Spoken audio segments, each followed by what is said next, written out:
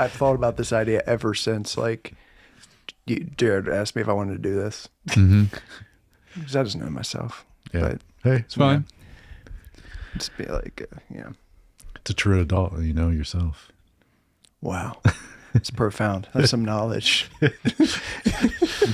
True maturity, right? Yeah.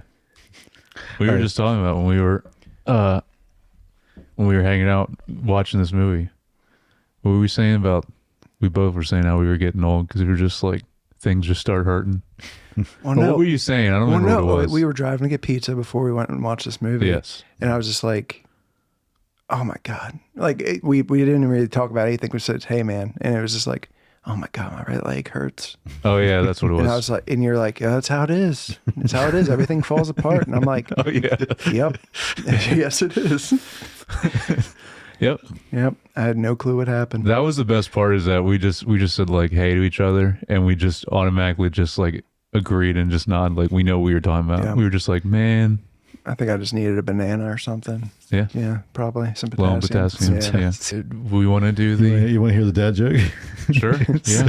I mean, we were already recording stuff, but so why did the witch go to therapy? Either one of you can guess.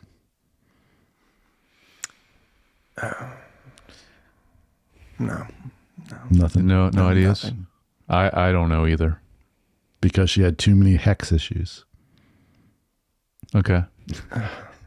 Not the best dad joke, but Is that supposed to be like too many hex issues? Yeah. So what's it even supposed to be a play on? Like sex issues? Yes. yes. I hate it. Hey, it's just, you know, That's a layered one. You got to go deeper with It's, the meaning with it, and then it makes more sense. it's just stupid things I found on the internet. I was like thinking about it because like I've listened to this podcast a few times just to like get an idea of what you do, and I was just gonna be like, "Hey, Jared, Hey, Blake. what's the difference between a young person and an old person?" I don't know. You and I are old people now. A middle-aged person. Okay. I made that one up. That's a good one. You sure you aren't a dad yet? No, He's not sure. I mean, not that I found out. Yeah. Yeah. There's still time.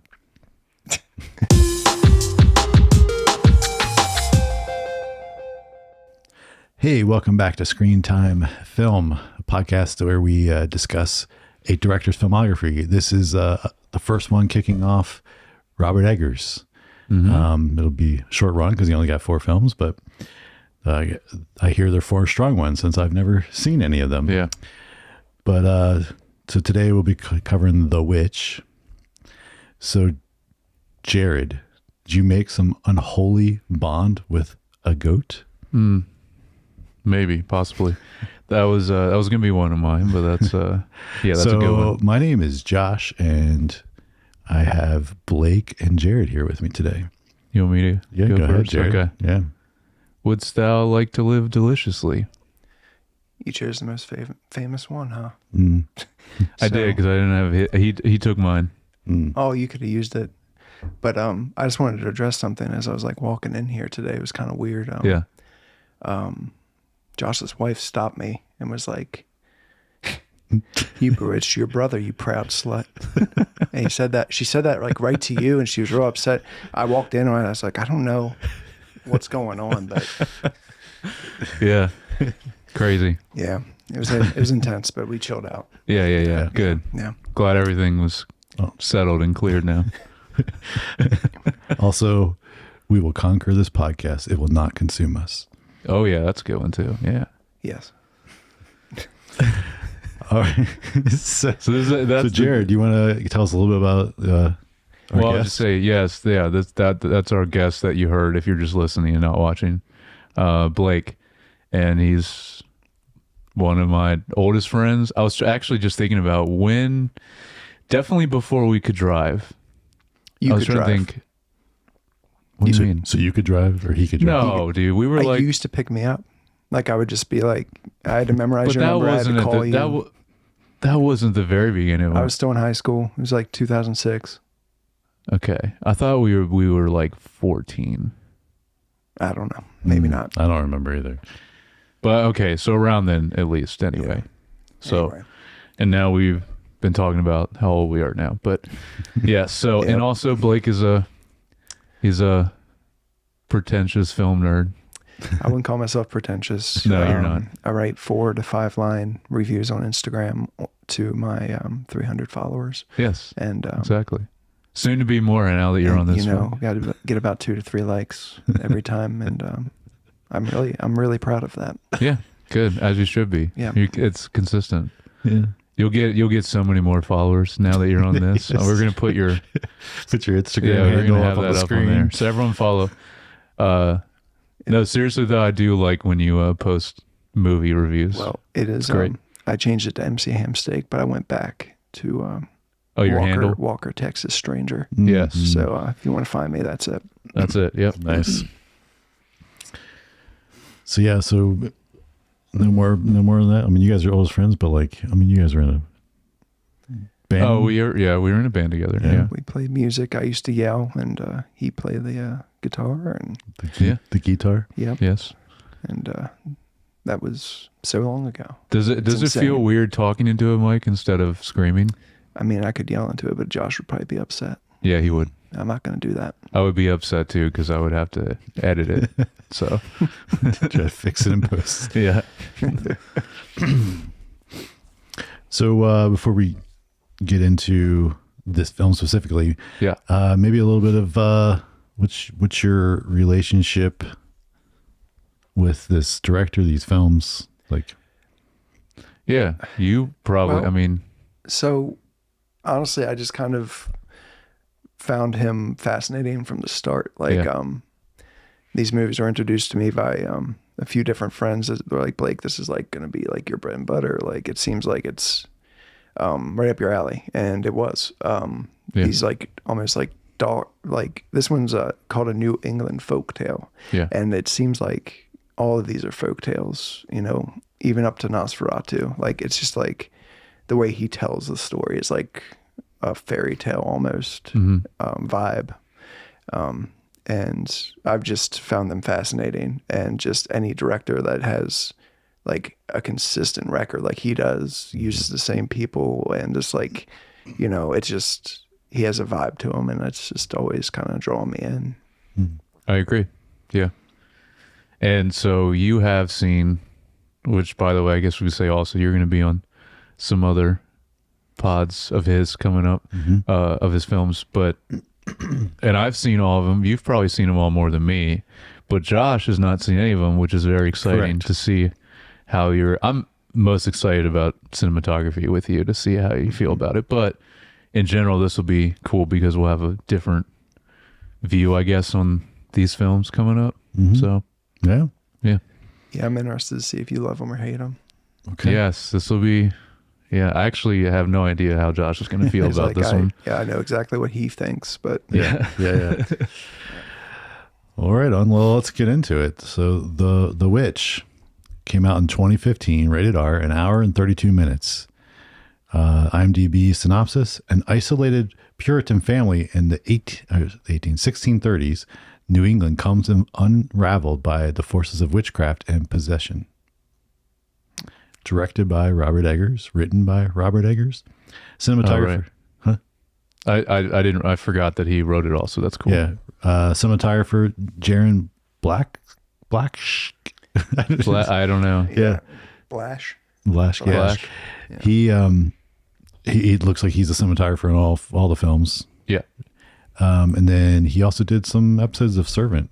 on I did TV. see that, which is cool. Yeah. You got music by Mark Corvin. I assume that's how you say it. Yeah. Production costs. What do you Oh think? yeah. What do you think? You go first, unless you do know the answer, because we always guess. I do know the answer. Okay, so well you're gonna then have don't. to guess. Okay.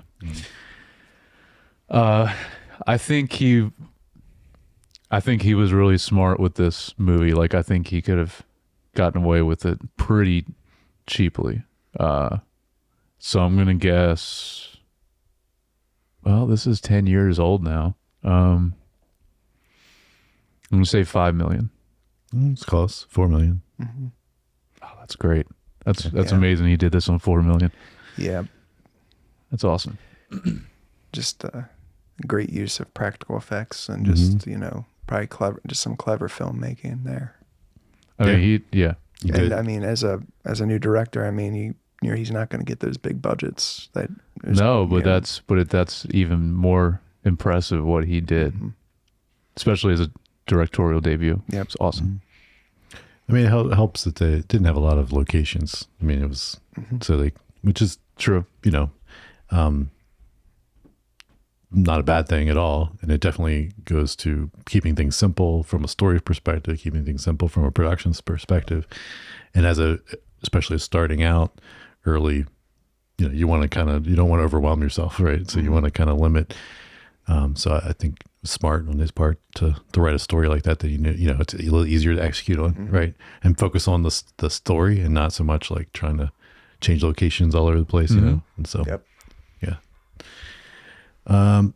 No nominees or awards for the Academy, which early on, not expected, but Yeah. True. and then keeping the cast small too, which is another thing that helps with the budget. Yep. Oh yeah. So we've got so then how do we say this again? Anya, Anya. Anya. Not Anya. Yeah, Anya Taylor-Joy. We just learned that this is how to say it. Ralph Ineson, Yes. Kate Dickey, Harvey Scrimshaw, and then Bathsheba Garnet. Is it It's definitely Bathsheba. Is it Bathsheba? Is it Bathsheba? I don't know. I mean, it seems like it. That's what it seems like, but I didn't want to. That's interesting. It's just I was telling him. Yeah. like weird. It's insane that we chose someone Yes. that is playing a temptress in a way in this movie. And it's like her real And it's name. biblical. Bathsheba. I know. Yeah. I was like, maybe it's not said that way, but No. I don't know. I mean, I can't think of another. Yeah. But yeah, who plays the witch? All right. So normally this is where I ask overall thoughts, but you probably wanted me to start since Yeah, I do want you to start. See what you thought of this. I can't start on all of these though. You know that you gotta. That's true. But yeah, All right. go ahead. So my overall thoughts is I think it was very well made. I did like how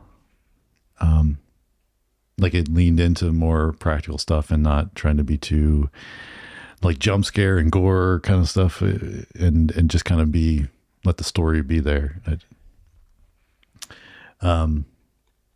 I think the one thing I think for me and my taste, I think it could have been even stronger if they even leaned away from that even more than they did. And we can get into it as we talk through some stuff, but that's but overall I thought it was good. Again, some of it, that's just the type of film it is.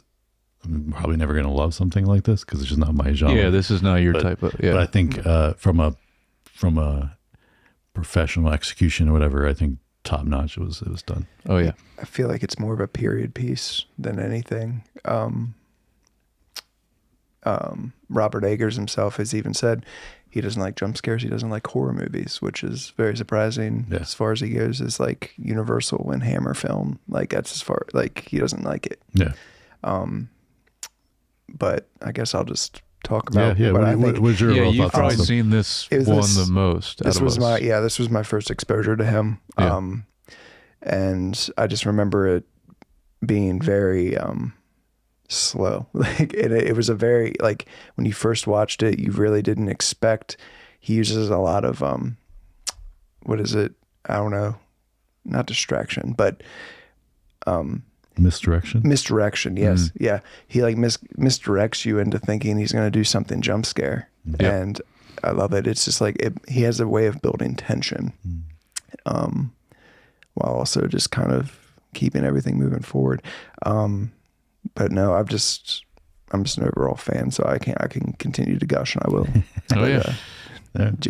Jared, your thoughts on this? Yeah. I mean, I think it's a pretty amazing directorial debut from this Yeah. guy. And again, doing it all in 4 million is pretty awesome. And also, it seems very well thought out and very tight. We mentioned the runtime. Like, runtime is perfect for this film. And also incredibly detailed world, like just, which in his other movies is the same way. Like he pays a lot of attention to the detail of his world building in his films, I've noticed. And yeah, this one's no exception. I mentioned, because I know Blake's probably seen it a lot. This is your first time. I've seen it twice now, but it was fun watching it this time, because there was a few things I'm like, there's like core moments I'm like, oh yeah, I remember this, that are, you know, memorable stuff. But there was some stuff I was like, oh dang. Actually, you were even saying when we were watching it, you're like, oh, there's some stuff that like, I don't remember this. Well, which is cool. I mean, I told you this was probably my first time watching it completely sober. Right. Well, that makes a difference too. But I mean, Yeah. I've seen it so many times, and I definitely appreciated it way more this time around, because I was like, I saw exactly like where they were going with like the paranoia and the religious dogma, and like it just like hits you a little different, and really paints a picture of like what it probably was like to live back in like Puritan age, like 1630s. Like it's just a great, like I keep saying, it's a great period piece. It is. Yeah. It's a good way to put it. Well, let's get into the overall like story structure and things. So yeah, like what I was kind of alluding to earlier, like I like how strong it leans into kind of more the unknown and not so much trying, like there's often where you're like, okay, are they just a little paranoid, or is something happening here, right? And I think, but that's where I think they could have not shown the witch the 2 times they showed, and just like taken that out. And I think for me that would have made it even more, because it's like it almost, the unknown is what makes it kind of eerie the whole time, and to then show that in there, and you know, this is just me speculating, but like I almost think if he redid it, he would probably not do that now. I think that's like one of those things where you didn't have the confidence as an early director to make that decision, because you're like, you know, you're kind of making something horror, like, you know, you're like, I got to give the people a little bit of what they want so they can have it in the trailer or whatever, you know.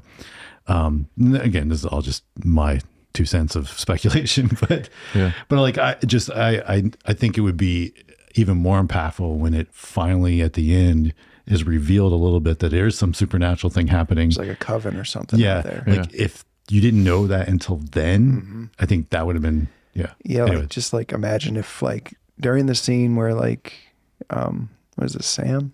No, what's his Caleb.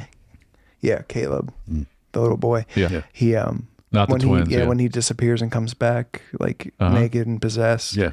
Like if they wouldn't have shown any of that temptress stuff, like you would have just been like, what happened to this kid? Yeah. Like, you know, just added like some mystery and some, again,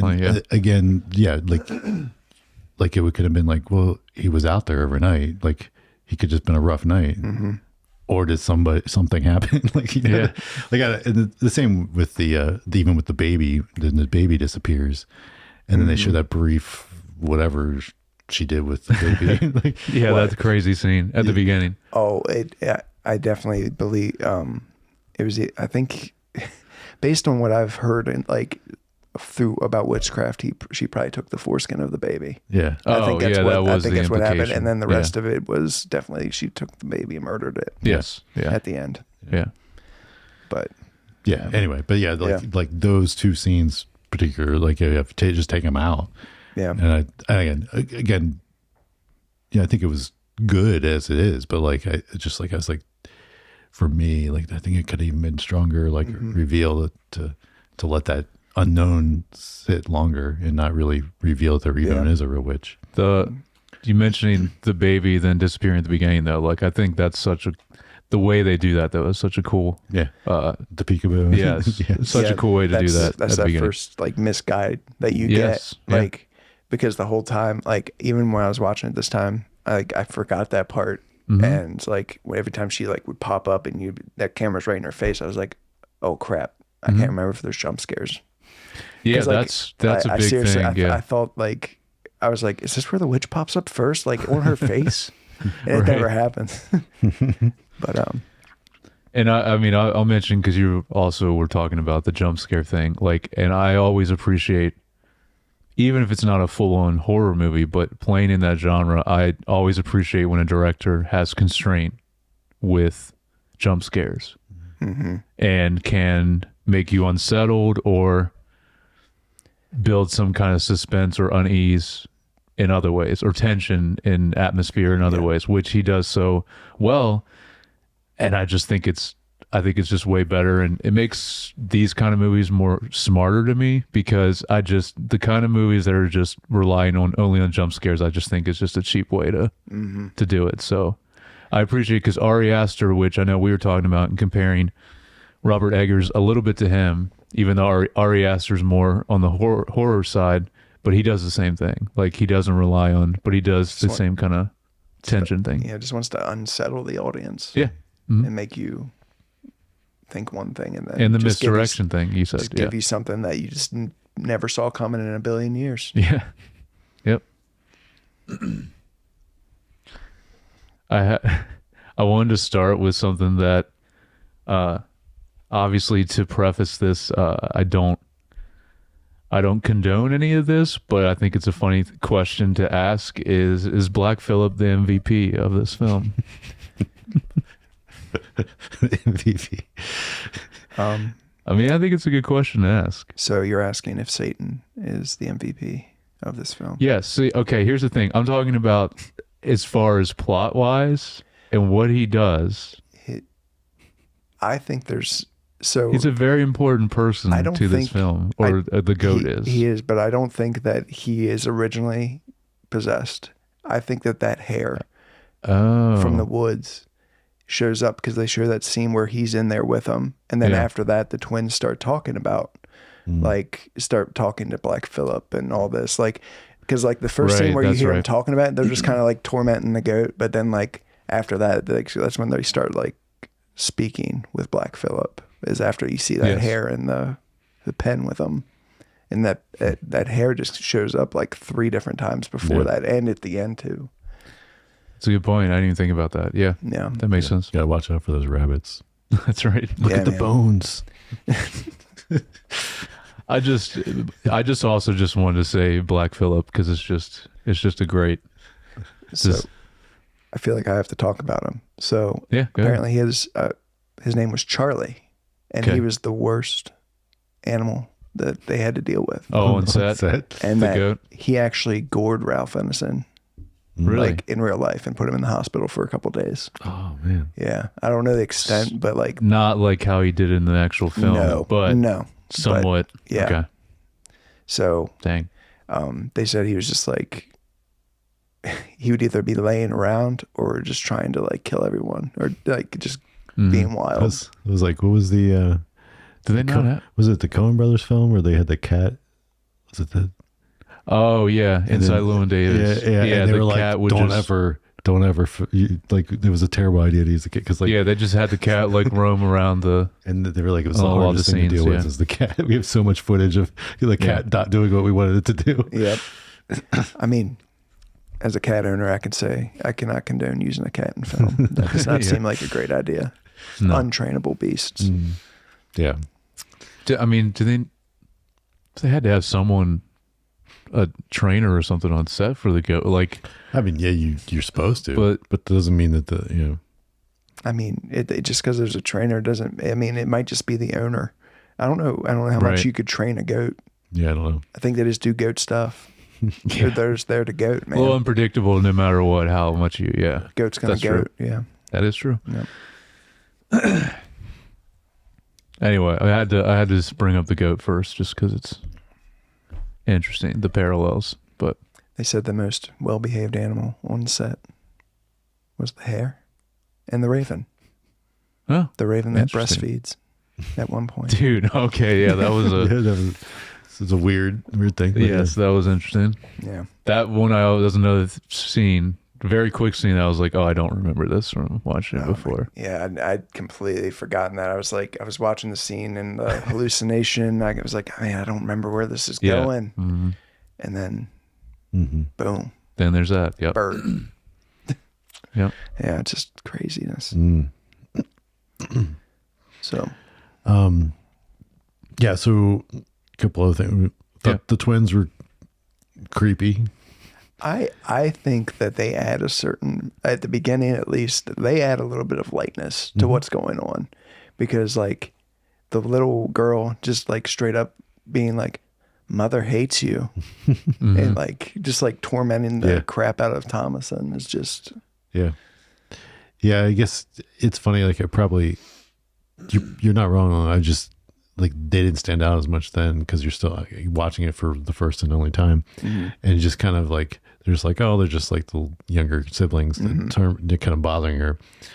And then later, though, when they start to get really weird and creepy. And then what is it? There's something creepy about twins in general. so it's actually, That's just, yeah, it's always been a thing. once again, interview time. Okay. He said that he took a lot. You're gonna understand this as soon as I say it. He said huge influence was The Shining. Of course. So a lot of those shots that you see, and like the fact that the twins are so creepy and drive so much of the like paranormal stuff along, like Yeah. is definitely like, you can just, it's a more than a hat tip. Mm-hmm. Yeah. But also, you were saying like, you know, they were creepy, but like maybe not as much depth to them. But then at the same time, Thomason and Caleb are so like, there's so much to them, and they do so well in this film that like that then elevates them as and their performances. Yeah, what is his name? Scrimshaw, like the boy who plays Caleb. Caleb, dude. I looked him up, and I just, I couldn't believe it. He's never been in anything else except for like shorts and like stuff that's of no name, really. Yeah. And is crazy. He was amazing in acted this. his butt off. Yeah, like, he did. Yeah, Like he did. it was just insane. Yeah. Especially the one scene, which I know we'll talk about, was Yeah. his. Well, I mean, and that was one of my notes. Okay. Like, not, I mean, just him in general. Like, I was like, you know, because the kid actor, like, is just, You never know what you're going to get with yeah, him. and just get someone that could be that, just that great of a performance overall. There's a lot he has to do also in this. Yeah. So, but also, I mean, you know, some of that's the director, you know, get kind of helping coach him through and get him there. So yeah, but no, it was definitely and then, yeah, cause I'll look it up. Cause Anya, And yeah. And yeah, Yeah. was she like? She was like only 18 or 19 when she did this film. yeah, this was like one of her first big things, and like, it seems like they caught lightning in a bottle. Like, Oh, yeah. like he, Yes. and like, yeah, it was just one of those This crazy is- things. This is definitely the first thing. You have a strong directing debut. And then you have like a strong, like, I don't know if this is her first film, but like a strong like debut Yes. as a young actress. Yep. Yeah. And she's now, Yeah, what? 10 years one later. Of one Yeah. of the biggest. You're a pretty big name. Yeah. She's very high She's up as one of the huge, I mean. biggest actresses now. Yeah. She's in everything now. Yes. Like, yeah. As far as I guess, also I would say for her age, like in that age group of younger Well, that was actors. what I was going to say. I was surprised because then I'm like, oh, so she's still like just in her late 20s, which I mean, not that she looks bad, but like I would assume she was older than that, like probably mid 30s. More just because of her experience, not, you know, it just seemed like she's been in so much stuff that I would just assume she was older. Yeah. You know, and just her talents, like all those things like normally come with a little bit more experience. And so when I saw how old, because I was like, man, she looks really young in this, and I looked it up and I was like, oh, and then I'm like, wait, that means she's only like 28, 29 now, Yeah. something like that. And so, yeah. Yeah. And just to talk about her, like it's crazy. Like every time she's on like the screen, like she's like an enigma. You have no clue what she's thinking. Like she almost, you're trying to figure out like, does she want to be here? is she religious, or is she going like bucking against it? Like it seems like, you know, it becomes clear as it goes along, but like Yep. you're like it's, she just does a great job of like showing like that pull and that tension that she's having within herself there. Which is like the natural tension of a teenager anyway, yeah. right? Like it's just like the natural tension of like, well, here's the things that my parents told me growing up, but then it's like, but I have this natural tendency to want to rebel from them, but then I don't want to completely, and so you're living that tension like as a. And like she's also like having to like think about getting shipped off to another family to get married, all that stuff. It's just. And then her mom just hates her in general. Yeah. Yeah. which was that was the one thing that like I feel, and again maybe just maybe didn't pick up a few things, but it just felt like it was just there. There was no like explanation why. For right? what? Why the mom just like didn't like her. Oh, didn't like her. It didn't. I mean, it didn't really become extremely evident until Sam was taken. Yeah. Like at the beginning of the movie, like I feel like that was like it's I the guess that instigating pushed it. factor. Yeah, I think that's where it actually she started. blamed her for that, and then I guess that makes sense. Yeah, and then from there, like you just kind of see over like those months, like everything else. The cup, all those things. The cup, yeah, Yeah. yeah. I wanted to talk about at least our main, let's say 4, like, so not counting the twins. Mm-hmm. So the father, the mother, Caleb, and Thomason. Mm-hmm. I noticed, I was thinking about this, each one of them, there's a lot of things they all struggle with in this film, but I noticed each one of them has like one particular like sin of the 7 deadly sins that they struggle with the most in this movie, which I thought was interesting. So the father, William, I would say his pride, you know, thinking he's unwavering in his faith. And then of course, as it goes, that definitely changes. The mother, Catherine, I would say envy, because she mentions when she's talking to her husband, she's envious of like basically their previous life or how things used to be, because she brings that up with the scene with him.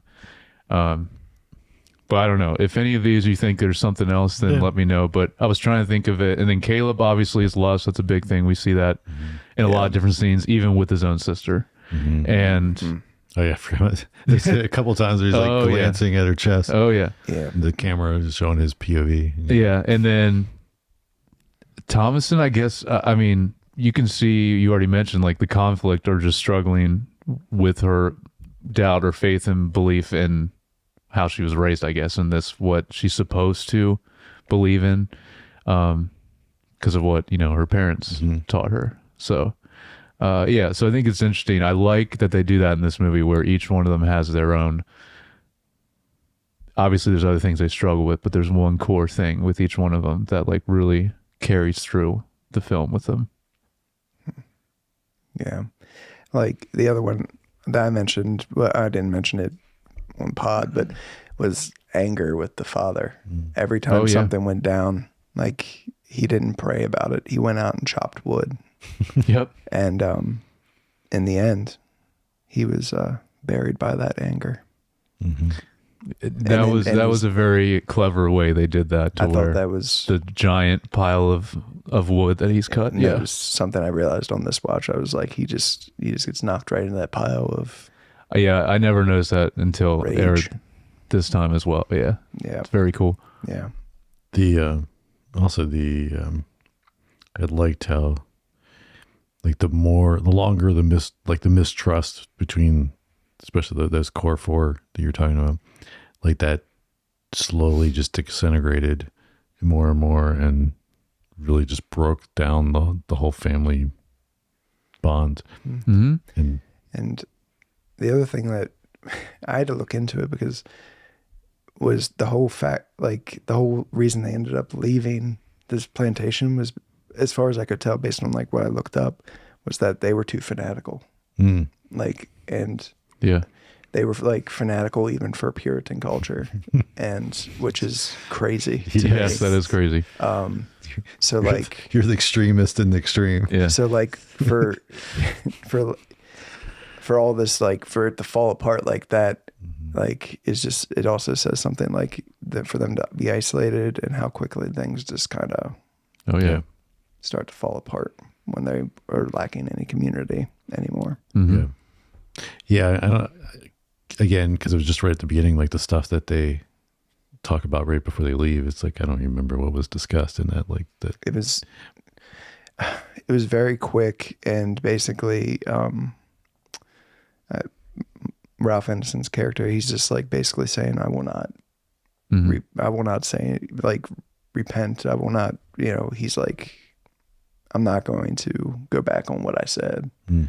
I said what I said, and we're leaving. Yeah. Basically. So.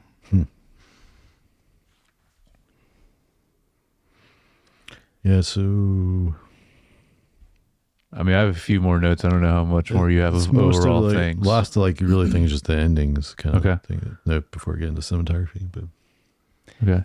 Do you have anything else for overall notes? I got a few more, but yeah. I do not. No? Okay. I thought the imagery was really cool with when Caleb was wandering the forest and initially does see the woman with the red hood. That was really cool just because of the way. Now I know we'll get into cinematography, but I just that contrast between, I don't know, just the visual of like everything being so gray or brown or like, yeah. and then the Yeah. hood. yeah, I've got notes it was about the color yeah. grading and stuff. But yeah, Okay, well, yeah, but we can like get to you're that right, later. right, But like it's like the only color you see. yeah, and it's cool, and it's just a cool visual, like obviously, how she like goes to kiss him and then he gets grabbed. That's just like a really cool scene that stood out to me this time as well. But I the main thing I want to mention is the scene while we talk about Caleb being just the actor that plays him is just incredible. Like what he did in this movie was because of the scene when he is dying. Like Yeah, that's one of the possession biggest. when they're up like in the second floor of the attic. That or was, I whatever. mean, that's like one of the biggest standout scenes to me. It is just, yeah, it's just an amazing scene. Mine was a more subtle scene. Okay. Was this when they were in the woods after the baby was taken, and he had that whole emotional conversation about Sam being in hell. About Oh yeah, with his dad, he's like, yeah, it was and they're good. discussing like, is he in hell? And he's like saying like, basically, maybe. right. Does it, like, and it's just like it. And he's I don't worried know. about his own salvation. after Yeah, that, like, he- and it just like it definitely just makes him like, how do I sway know? How do I know? sway a little bit more. Yeah, Yeah. yeah. That was a good scene. Yeah. It what, and then when he is about to die, and he, they have to like cut open his mouth, and there's that he like chokes up this apple, which makes sense with obviously the talking about the witch from before, but I feel like it's got to be a nod to like the sin in Adam and Eve and like the fruit from that too. I imagine he wanted to add some parallels to that in this movie with that. I mean, it could be that, but also the whole lie about them going to look for apples. Yes. I think that I mean, definitely could be a parallel with this movie, but like No, that's a good point. Yeah. him choking an apple up kind of seems like it's from that, but Yeah. Yeah, Definitely. the apple tree that he thought he saw. Yes. That was more what I was thinking when I was Okay, in the scene. you're But- probably right then. but no, but that was just like the natural conclusion I came to because of the lie earlier. But I mean, you're not wrong, Jared. mean- like because there's a lot of symbolism in this film. with so- like the first sin, yeah. yeah, original sin. Yeah. Yeah. I mean, like that you can tie that right into the conversation about the baby with original Yes. sin. Like, did he, so like, anyway, Mhm. so The other thing I wanted to talk about, I thought it was so cool. I don't know, I guess this could partially get into cinematography, but I just thought the choice was really cool for at the end when Thomason is speaking to Black Phillip. And I love that they keep the frame on her the whole time, even when he starts speaking to her. Yeah, keeping it mysterious. Yeah. Yeah, I thought that was so cool. And then obviously then just the ending from there, her walking in the woods, and then to that final thing is just that was all like just another great moment. I think also just the end of this film just ends really well, in my opinion. But yeah. Yeah, but Josh didn't like it, so. So, I mean, like, I can lead us right into cinematography then, because I thought, Yeah. Well, before we do that, like, so my Oh, yeah, question, yeah. I was just like the ending itself. Oh yeah, you had a question about that, or something about the ending. I don't know. Like I mean, I guess which way do you guys lean? Do you think, was it, say like a happy ending, but is it like what she ultimately wanted, or was it that she ultimately got corrupted and ended up there? I don't know. I feel like it was a spectrum. It started one place, and as it moved on, she wanted to. Okay. I think you just see, the more I think about it, you almost see the degradation of her own faith. Okay. Yeah. Cause like, yeah, I mean, I was definitely leaning more towards she like kind of got corrupted into it. Yeah. But then it kind of, that I was like, but then you're like, she seems so kind of, I don't say happy, that's not the right word, but so Obedient. I mean, she is almost sort like of in her element. Let's say that she seems so much in her element when she's kind of signs the book, whatever, and like kind of just, and she seems like she's just like, this is me, this is who I should be. So then it's like almost like, well, did she ultimately? But then it's like earlier in the film, again, I've only seen it once, but like earlier in the film, it didn't feel like she was steering herself there and manipulating everyone to get there.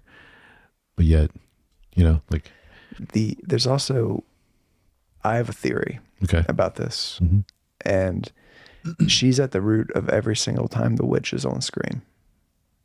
okay, So when Sam gets taken, she's there, and is the one that looked for him. When Caleb gets taken, when he gets left in the woods, like she she's there. blacks out from falling off the horse. right. And then when the twins get taken, when she shows up in the pen or in the barn, she's locked in there with them. I think she might have been. There's also a chance that she was doing this stuff all along. Sure. Yeah. Yeah, so yeah, you could read it that way. You could read it that she's who they wanted ultimately, and so they were basically, the witches were twisting things so that they would get their mark, so to speak, right? Yeah, I don't know, but that's what's great, about a well-written film like this. Like, there's not a direct answer. Yeah. But I just, there was like, I had those thoughts at the end, and just wanted to kind of see your guys' thoughts, especially if you've seen it more than once, Yeah. Yeah. and kind of where. Yeah. I don't know where I fall, and that's fine. I mean, I think that something being up in the air. Yeah. When it comes to movies and TV and stuff, is like that's the best way, because then you can kind of chew on it every time you watch it. Yeah. Yeah. We talk can- about that a lot on this pod. Like, You can sway one way or the other, Yes. for Yeah. different times. Yep. And it will kind of, as you age and if you continue to watch these things, you might probably get something else out of it. Yeah. And, oh, you definitely do. Yeah, especially different after you have perspective on it. different life experiences, Yes. and then you interpret it differently. Yep. Yeah. Anyway, so you were leading into the cinematography. yeah. You had a thought? Oh no, I just was leading it in. I thought it was a good bridge. Okay. I was trying to host. And, No, He was, you're yeah. good. I'm sorry. No, you're right. No, I thought So sorry. I just thought you were. I didn't want to. I wanted It to. felt like Because I kind of cut you off. I wanted to. felt like a segue. Oh man. He yeah. was setting you I up for listen you to to. podcasts. Yeah. I know. He was, he was Right? setting you up. I feel like we never do segues. No, we don't. We're terrible. I don't even try. I was just like, man, Jared's like a master over there. He's getting good. Not really. No. No. All right. Well, then let's talk about some cinematography. Yeah. This is what I wanted to hear from you Yeah. You about wanna hear this. Yeah, because I wanted to see. So, I mean, again, speaking to the period piece, all Yeah. that stuff, like, the use of very natural light. I mean, that was you a know, big thing we yeah, mentioned too. yeah, The look- the lighting. and then when it's dim or when it's nighttime and it's just the candlelight or whatever, but then outside and stuff, it's pretty even lit because it's like just lit like it would be outside. Like it's not trying to be stylized. And then, but that fits like to kind of give it that period. Like you don't want it to look overly produced for something that's supposed to feel like from the 1600s. Yeah. So I think that was great. And then of course the color grading just to make things feel bleak all the time. There's there's very desaturated, very muted, and kind of like a coolness to most of the outside stuff. There's a little bit of warmth when they're indoors with the candlelight, obviously. But overall it was pretty, I wanted to hear you talk about the lighting because you love moody lighting, and this is like so moody. well, the stuff indoors. Yeah. I mean, Yeah, stuff it's outside. like, it's candlelight essentially. Yeah. But yeah. I mean, it's almost like natural. It's just natural lighting. Mm-hmm. yeah, And that's, again, research. I mean, they said that that's what they were going for, and I think they pulled it off. I think it's quite evident that most of this was shot in the early evening or at night. Maybe. I mean, looks Yeah, like they it. something didn't I'm- shoot it unless, I mean, the exteriors definitely were not during like midday at all. No. no. Because they would look very, unless it was like a very cloudy day, it would look very different. Right. Yeah, So, especially anything wide. Now, when you get close up, you can throw some kind of, big diffusion thing up on the, medium to close up shots and kill Yeah. a bunch of overhead sun if you need to. But yeah, they probably shot most of it. It seemed like that. I mean, I know Yeah. nothing. No, I don't. You're right. It looked like that. It didn't look like midday stuff at all. No. But like a lot of times if you're going to do that, you schedule in the midday, you either take breaks because you're going to be shooting night stuff anyway, or then you can shoot the more close up or interior stuff that you can control and then use the morning or evening when it's more, not high sun, that you can do some of the other stuff. So all scheduled around the sun. mm-hmm. The bane of our existence. Oh, yes. It's sometimes a pain in the butt, but so then so that's kind of just overall some stuff. So getting into like the camera, like I noticed what you were talking about earlier, just the long, slow zooms for the tension and no cuts, which also builds tension. Yeah. And just like long takes of something like that just kind of creates the suspense, the tension. And of course, obviously the score, a little bit of music in there too. And all those things and it does like give you those feelings of like something's going to happen. And then they do a good job of like, you were talking about earlier, like kind of misdirecting that a little bit, where normally that doesn't happen when you think it's going to happen, if anything even happens. Like sometimes nothing happens. It just kind of feels, and then it's like, and they kind of release it and then they do it again. And that stuff is really well done and, masterfully done to like not be what you expect. Because that's like, if it's like obvious, then you're just like, oh, okay, I knew that. I saw that coming. Oh, I saw that coming, right? Right. So you kind of be able to do that, make you have those feelings, but then like release it and not have something happen, and then kind of steer it another way and kind of do. And then when it does something happen, you're like, oh wait, I wasn't expecting that. That's well done. What do you think about all the wide shots? Like I mentioned it a few different times. Like it seems like a lot of like the wide shots that they do. I don't know if that's the right term. Yeah. It probably is. I don't know. Yeah. But they always seem to have some kind of like finality. It was like something had just ended. Like there's That's a good point. like whenever like the two I think about are the burial scene. I have that one down. Yeah. And then the scene where she's laying there with her mother on top of her at the end, where once she had killed her. There's just always like. So I didn't remember. It wasn't noticing so much the placement, like, as you were mentioning. But that's one of those things that sometimes got to watch something more than once to kind of pick up on stuff like that sometimes. But more of like every time they were using it, those wide shots, what I noticed was like using it to really show their isolation, like that they're just out there on their own. Mm-hmm. That's what I was feeling when I was seeing it. Like it was like you show this wide shot and it's just like lonely. yeah, like the lonely, yeah, like just kind of like in it, because the composition is also a lot of times used a lot of negative space, as in like, I mean the trees were there, but like the wood, like it was like, you know, you'd see like a house would be pretty small or whatever would be small in the frame, and then it'd just be a lot of like vastness behind to kind of give it that like like that again, back to the burial scene. I feel like that's the first, like that's a time where like I was like, you kind of see everything, you see the whole farm for what it is, and you kind of see, okay, everything's kind of went to hell here. Like you got to picture the fields, the busted barn, and then you got, you know, the grieving family and mom going into the grave to hug the son, like. But that's I think it's cool also, that shot, because of where they're placed in the frame too. Yeah, like Because of the he uses that middle, like that middle low, and it's almost the same in that scene where Thomason's holding her dead mother, like she's low and in the center, and it's just it just adds something, like just very emotive.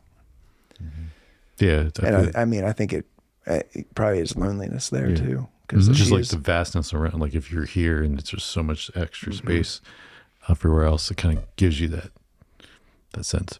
And then those because that, like they mix that, that's what was that kind of that shot, or those shots you're talking about, and then even some of the other ones that are where then it's just static camera too. It's not pushing, not a zoom, and it's like also that stagness also gives it just kind of like a stillness, a deathness, like a loneliness, like it kind of, because the camera's just not doing anything. And also, like along with that, like is the use and the quiet and not quiet. Like the quiet is a huge factor. In this. Yeah. For sure. Yeah. Yeah. I did like the shot when they were leaving the town in the beginning, and they like had the camera right between the two kids, and it was just kind of, and it was like a long shot of it, just like kind of as they left, and I liked that. It felt like The Revenant in a way. I don't know if that's it's like almost like a shaky cam. They'd use, I don't know if you've seen American Primeval on Netflix. I've not seen Primeval. It's like basically. Oh, is it similar to that? Yeah, it's very much like I don't know. It's just like, I don't know how to explain it. I don't know. Yeah, it was. I mean you just didn't want it to be. I mean, because they were on a cart or whatever you want to call it. Wagon. Wagon. Yeah, that's the right word. You didn't want it to be flat. Like I said, it needed to have a little bit of movement in it. You know, to feel like the camera was sitting on there with them. Yeah. But I just thought it was like an interesting like POV of just like them leaving, and just kind of probably how the kids felt, like we're leaving the town, safety, our friends, whatever. Everything. Yeah. It was a good one to represent that feeling. I'll say this about every single one of his films. I think it should have been shot on film. Oh. That's just how I feel. Yeah, that is. It seems like that would be the kind of thing he would do. I mean, it's so expensive though. Yeah. I guess. Yeah. Especially these budgets. Yeah. For his, maybe he would be allowed to do it now though. If I'm not mistaken, Nosferatu was. Oh, really? But I'd have to double check that. We're not there yet. Okay. But he also had all the budget. Yeah, now he does. Yeah, for that, for sure. So, okay. So what is it you think would add to it, to the film? Grain. Great. I mean, yeah, you could add that in post, but it's not the same. I mean, it's not. Well, it's not the same, but it is. I mean, like they've gotten to the point where they can pretty much mimic it pretty well in post, but it's garbage. Blake wants the pure experience. That's why Blake only listens to vinyl. My name is Blake, and I believe in physical media. Yeah, he does. Yeah, that is true. But yeah, I mean, I can't. I've never shot anything on film, so I can't speak Neither to have like but It's just as a fan, like I 35 millimeter and all that craziness like seems there's like it just puts a certain look to things. Oh yeah. We were I just think talking about that with Severance, or was that no 16 millimeter? it makes everything feel. It just They makes use things both. feel older. Both. Sorry. It does, yeah. yeah. They use both in Chicago Bardo that episode. Yes. Okay. Yeah, I was wondering about that. Yeah, because that looked very different than Yeah, what the show normally looks Yeah. like. So all the flashback stuff with Mark and Gemma were on film. My question was it a filter or was it? No, was it they actually they filmed? shot it really on film because the rest of the show is not shot digitally. No. And then the little montage of them kind of in the garden stuff was actually on 16 millimeter. Yeah. It was so good. Yeah, I mean, I knew I was looking at it. Like I knew it was film, Yeah. but like I was like, is it a mix? Is it what? Yeah, I mean, Yeah. yeah.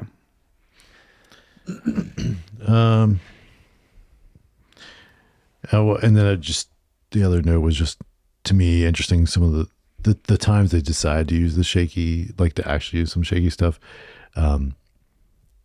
There was when he was like battling with the axe, like, so there's a couple times where it was like kind of like a more action intense scene where they allowed it to be a little bit more handheld looking, to kind of add intensity to the scene, right? The action scene. You know what I wanted? Black Phillip Cam as he gored the father. Maybe he Like, has that. little He just, GoPro on there. I want to see the director's cut. yeah, I was saying maybe he did do that. I just And he caught the instance when Ralph got gored. right. Maybe. Yeah. Yikes! Is that going to be the Black Phillip cut? At least the Black Phillip cut. It's the Charlie cut. He's got a stamp of approval from the goat. Yeah. Yeah, he's probably dead. Yeah. Yeah, No, what is the lifespan of a goat? rest in peace. I don't know. That's a good Black question. What is the? So you're saying now to bring it back to the beginning? You should He probably is take that out. no, that's fine. He is not the MVP. Is what you're saying? I just think that you're pushing Satanism. Hey, I prefaced it with I don't condone any of that. Absolutely not. I I'm mean, just saying how important he is to this film. he absolutely is. I Yeah. mean, he becomes the driving force of evil, Yeah. and it becomes evident at the end. Mhm. But Did honestly, we see in the credits what is the voice? That was an interesting voice that they did for him. It is in IMDb. I saw I it, didn't but it look and see. I was wasn't somebody curious about that. that I ever familiar, so I didn't really Okay. put it down. Sorry, what were you saying? oh, like the witch trials. Yeah. Just another thought I had was like, it was the Satanic Panic, but way before the Satanic Right. Panic. Like it was just like driven This by. was right before the witch trials, though, I mean, right? yeah, Yeah. just Yeah. around it. And then the only other thing was how the camera was very different than at the end when she's around the campfire.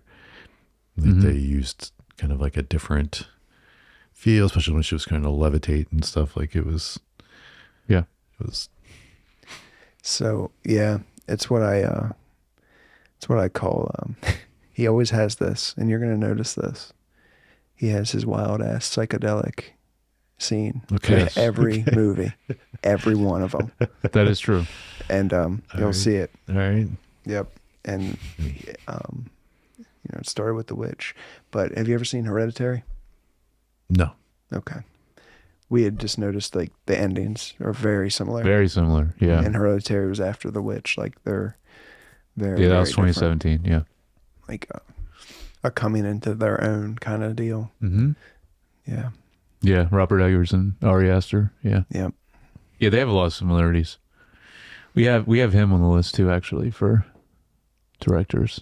I think I put him on the list. I was just, I wore my shirt, just so you, I know. just I so like you that. know. Let's see if any of the comments will pick up on that. Here, give the video watchers a look. There you go. That's the pout. Yep. The pew pout. Yeah. The pew. I don't know. Is it pew? Speaking of, Pug? like- I don't know. Speaking of actresses that like blew up from performances, just like Anya. There we go. Florence Pugh in Midsummer. That was kind of her Yeah. It big, really like, was. yeah. And whew, you haven't seen that one, have you? No. Oh, buddy. Oh, buddy. Oh, buddy. In for a ride. Oh, yes. Well, we're in for a ride with these too, with the Robert Eggers movies for sure. All right. You guys have anything else? No, not for cinematography. All No. right. Well, then take it away. You guys go first for score. I'm curious what you guys think of it. Anytime I hear that primal chanting, Oh yeah, it's just 2001 Space Odyssey to me. yeah. You mentioned that we were watching it. And knowing now It's a good what I comparison. know about the Shining influence, Yeah. Mm-hmm. he definitely is a Kubrick man. Oh yeah. And it's all coming together. Well, You can see Makes that sense. in pretty much any director after Kubrick, because they all are bringing stuff from Kubrick in a lot of ways for sure. I mean, that kind of sound, that chanting, Mm-hmm. it's gotten to the point where like it's a joke now. If it's a horror movie and it's A24, the trailer's probably going to have this sound. Oh, the trailer for and sure. the- Yes. Yeah, they'll have the that, and they'll have some weird like metal grinding sound. That's always in there too. Yep, always. Yep. A clock ticking. Clock ticking. There you go. Yeah. gotta have those indie trailers. Those indie Oh yeah. Edgy. And then if it's a major movie trailer, then it is an 80s or 90s song just slowed down and more sad with epic music behind it. Yeah. Every trailer does that If now. it's a Jordan Peele movie, it's a slowed down 90s hip hop song. Yeah. Anyway. Yeah. Back to, Do you have any thoughts I about didn't the have score? any notes. No, I No? didn't have any notes. No. Okay. This is Mark Corvin. I wanted to mention, besides he's doing our next film, The Lighthouse, he does the score for that. Then there's someone else that does the other two Eggers movies. But he also did the score for The First Omen. And these last three are interesting to me. I haven't seen The First Omen, but he did A Season of the Terror, which was a really great AMC show. The show Them, which I think is underrated on Amazon, TV show. He did the score for at least one season of that. And then Chapel Wait, which is another show that no one really watched, but Adrian Brody is in it and he's awesome. Yeah. Yeah. I know none No of one that. watched it, which sucks, but it was good. But anyway, so he did the score for that as well. But It's a little more of a TV guy than seems like it from what I looked up, yeah. But I think I want to mention the sound design in this is incredible. I was very surprised seeing, like, because I guess I paid attention to it more this time. But with the score though, it's just like it has a beautiful dissonance to it, because dissonance as far as the melody in general, because it's not too dissonant to where it's like atonal, I guess you could say, but it's dissonant enough to support the unease, the tension, everything that it needs to do for supporting what's on screen.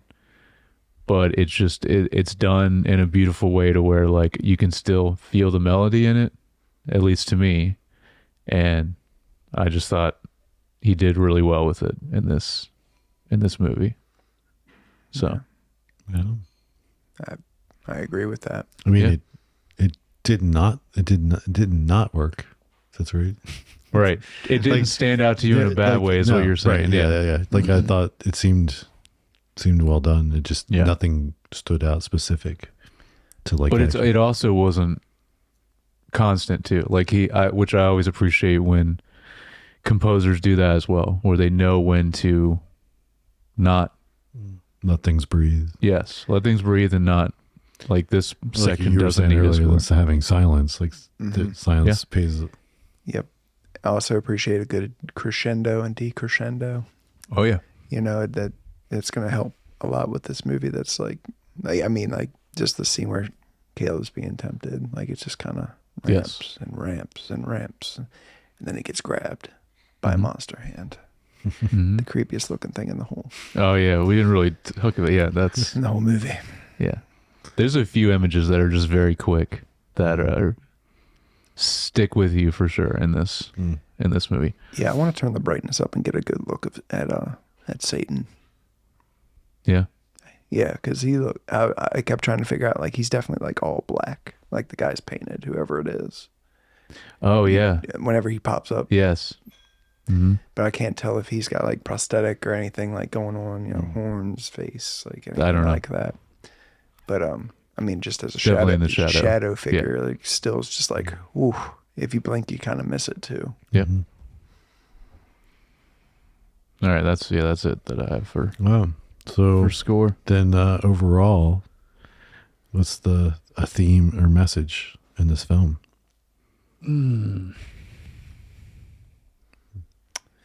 Don't mess with goats. No, I wrote a lot about religious dogma. Yeah. And Yeah. I think that is one of the is the obvious biggest theme is like when you become too dogmatic, you're just opening yourself up to being judged, and this paranoia is going to be even 10 times more because you're going to start seeing everything that doesn't line up with your beliefs are going to become something that probably they're not. And that's the other thing about this whole thing is like, do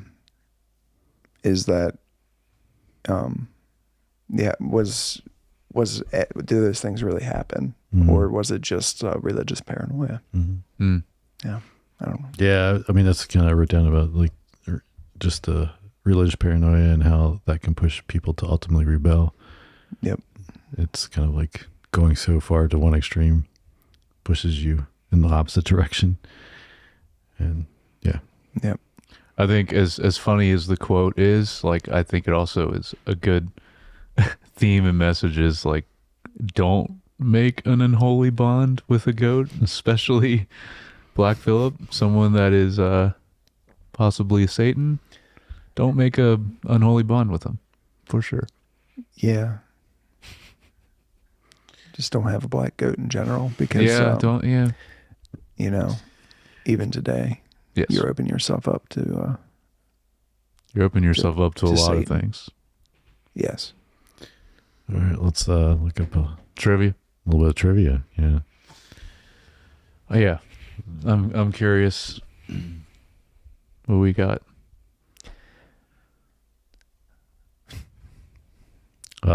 So the first thing, the spelling of the title, The Witch, but with two V's, Yes. is how the word was written in the period.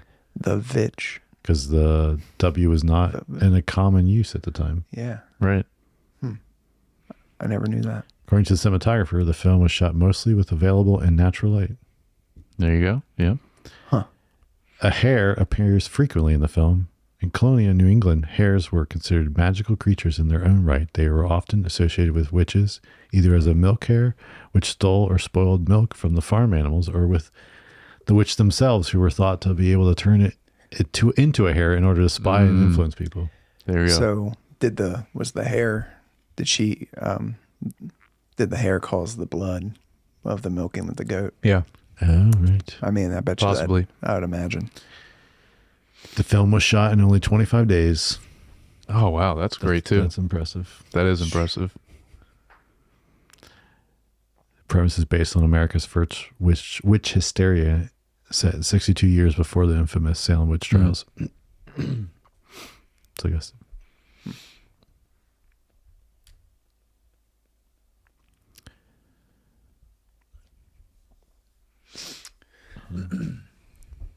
So, according to Eggers, he did not direct Harvey Scrimshaw through most of the difficult scenes of the film.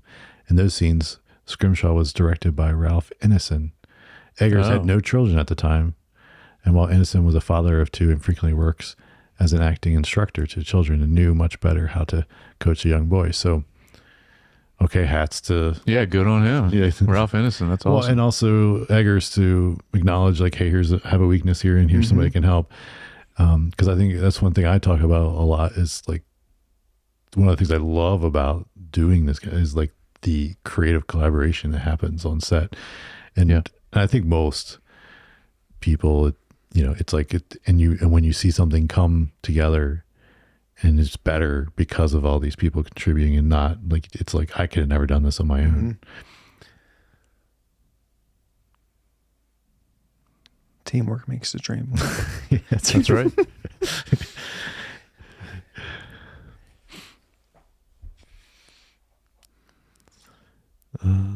So William is shown holding a rotten cob of corn, which has been mistaken for ergot, a fungus that produces hallucinations, which is commonly accepted as a cause of hysteria involved in cases of witchcraft. Oh. So if they were eating that food, Mm-hmm. that's why that raven. She was hallucinating. Yeah. Huh. Also, she was going crazy. So Yes, she was.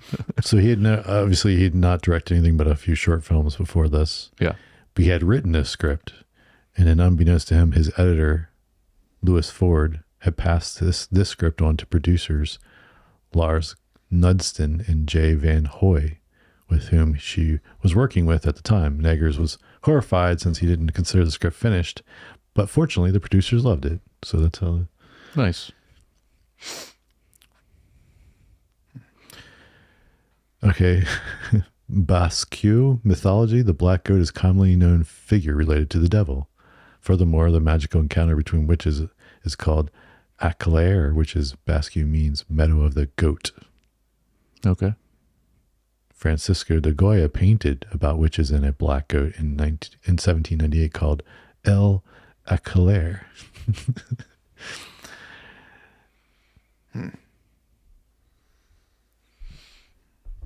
Goat magic. Yeah. This is the film debut for Anya Taylor-Joy and Sarah Stevens. Who's Okay. Sarah Stevens? She the witch? No. No, I know that was. Sarah Stevens. Yeah, who was? Go back up. Because that's not the mom either. Oh, that's the young witch The young witch. Okay. that tempted Caleb, The red. Yeah. Okay. not Bathsheba. Not Bathsheba. Well, it was technically Bathsheba. Like, the Yes. witch.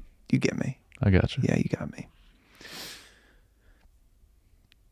Yeah, that's kind of Well, Or was it Thompson, which is even worse? yeah. Like I said, my theory. That could be. But either way, I mean that's amazing that Anya's debut, she killed it in this. From a Puritan to Furiosa. That's right. Anya Taylor-Joy story. Literally to the gorge. To the gorge. To the I gorge, didn't see yeah. that. I didn't see that. it's sick actually. I mean it's a little weird, I was but told it's very original. Someone said that it was like, It's a little different. they said like it's a cool premise, You wouldn't yeah. really see, like, I don't know. Yeah. she's literally Paul Atreides' sister now too, which is awesome. Oh man, when I saw that they cast her Mm-hmm. and she just showed up in that scene, I was like, "We're getting Dune Messiah, Yes. yeah." We have to. Yeah. Get, You good? I knew it was going to happen. I got too excited about You good? that. Cool. Well, any final thoughts that you guys want to share before we wrap this up? No. Go watch it if you have not seen it. Try not to get tormented by the Indian magic. The Indian That was magic. the other. Yes. That was the other line. He was tormented of Indian magic. Yeah.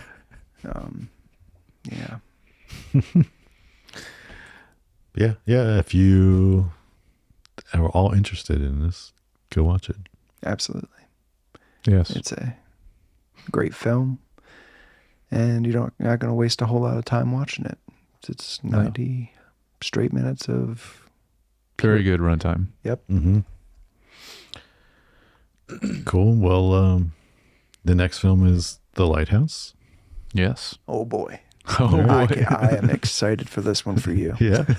If you thought some of the stuff that was going on in this one, It was weird. Yeah. My friend, you're in for a treat. All right. Yeah, you get some of that William Defoe. Oh, Get yeah. Robert Robert Pattinson. Pattinson. Okay. You're getting a lighthouse. So you're basically getting only them two. You're getting a seagull. Yep. All right. Just wait. All right. Yeah. Well, if you guys have thoughts or you want to share with us, you can write in at feedback@screentimepod.com, or you can leave a comment. Please like and subscribe. Yeah. Apple Tell Podcasts, Spotify. Tell us how much you like Yeah. Blake's shirt. Yeah. Let us know. Tell us how much you like me. Yeah. That's right. Well, Follow him on Instagram. yeah, you'll like Blake. I mean, he's going to be on for a few others. few of these now. So, Maybe some others in the future. oh, maybe. Yeah. We shall see. We Yeah. could coax him into doing it again. That's right. Unless he had a horror experience, then maybe he'll never do Yeah, that. this might be it. Too pretentious. Man, you would have loved some of the last Coppola movies we did. Then they were very I pretentious. started listening because I wanted to like figure out how you did this beginning. And Twixt? Yo, Oh, I never even heard of that. That was a low point for Yes. Coppola. Well, I'm going to watch Megalopolis tonight. Okay. Because I want to see what this is all about. Mm. It's interesting. Yeah. And I will be listening. Yeah. That'll be, I guess when this podcast comes out, Megalopolis Pod will already be out. Yeah. But yeah. Don't date this. It transcends time and Yeah. space. Yeah. This podcast. Yeah. No, but thank you, Blake, Yeah. for, Thanks for coming on. yeah. We appreciate it. It was Yeah. fun. Yeah. And we're going to keep having fun. That's right. Yep. That's Keep good times roll. That's what this is all about. Mhm. Having fun. But yeah, so let us know if you have any thoughts, comments, email. And if you'd like, you can follow each one on Instagram. I'm at JYoungbar. I'm at Jared Youngbar. I'm at Walker_Texas_stranger_. All right. And with that, we'll catch you guys next time. Bye.